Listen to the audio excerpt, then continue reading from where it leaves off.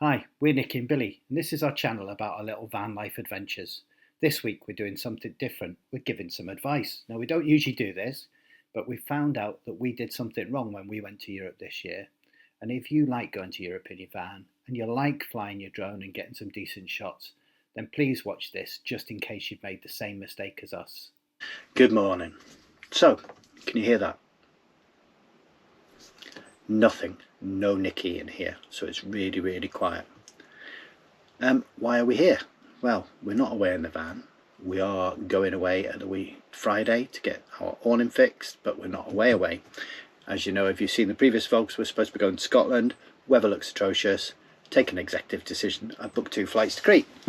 So as part of that going to Crete, I thought I'd better check up what I should do with the drone because I want to take some shots. So I started looking at how to transport the drone, and that's when I found out something that I didn't know and I hadn't seen in any of the other videos. People travelling around Europe and stuff. You have to register your drone in Britain. If it's sub 250, you have to get an operator ID, and you can get that on the Civil Aviation site. Go have a look. You display that on your drone. Now if you haven't done that, go do it, because if you do something and it flies away and gets found it's not on, you could be in trouble. But what I didn't realise is that now we're not in the European Union, you have to also register for an operator ID in the first country abroad in Europe that you're going to use your drone. So now that I've cancelled the Scotland trip, we're off walking in Crete and I want to take it. So I've had to look that up. I didn't really know that was a thing until I started looking at vlogs on YouTube about how to take my drone on the plane and what I needed to do to transport it. And that's when it came up that you need this operator ID abroad, which is a bit of a surprise because I've actually been abroad in the van and didn't know this and took the drone, so my bad. So I've been on doing that. So there is a website for the European Union Aviation Safety Agency, so EASA, and on that I'll give you the link. You can go into it. You can go down and find the country that you're going to and then go on there and register. Now it cost me £1 in Britain to register, I'm pretty sure. It cost me nothing to register in Greece. Just went on, registered. You have to put down a copy of your passport and stuff so then you know that it's you and whatever, if anything comes back on it. They will then give you a operator ID. You need to store that operator ID. You'll need to put it on a little bit of sticky and stick it on your drone, same as you should have your UK operator ID on your drone. So now I have both on my drone, which means that I can fly in the legal airspace.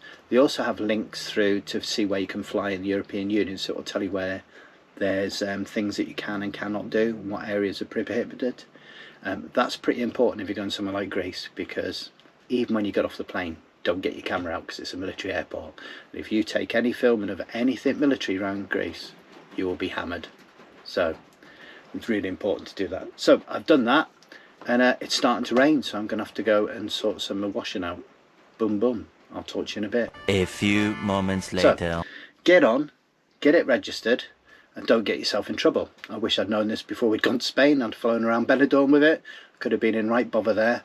But I'm pretty much sure that I'm in a lot more bother if I get caught bucking about in Greece. And I've passed some of their prisons. You don't want to be in them. Although the food would be alright, and you'd probably get a suntan.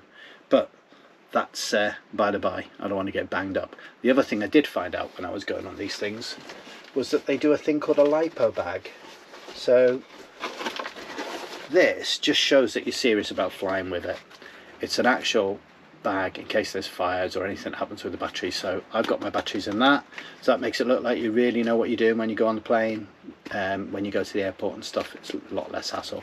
So yeah, I'll let you know how I get on flying abroad with me drone in Greece, and hopefully you'll get to see some good footage when we're out there hiking the mountains.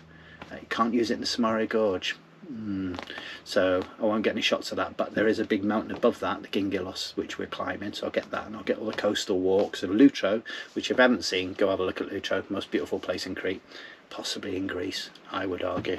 But anyway, so I'm also going to keep a copy of that with me with my drone certification in case I do get pulled by anybody, to show that I've actually gone through the hoops. But nobody's mentioned it on vlogs before, so I was a bit surprised. So we all know you've got to stick your drone into Carlos when you go to Morocco, but nobody mentioned anything about doing anything else. So do the right thing and don't get banged up. See you later. Okay, so I hope that's been of some use to you, and I hope you haven't made the same mistake we have before. So if it has been of use to you, give us a big thumbs up. And if you want to see how we get on in Crete or how we get on our little van adventures, then just hit subscribe. It's completely free and you'll get to see what we get up to. And hit the notify button and you'll find out when we start putting those Crete videos up. Then after Crete, we're off to Van Life Fest in Malton, where me and Nikki are talking. That's her waving away now. So see you on the road. Cheers.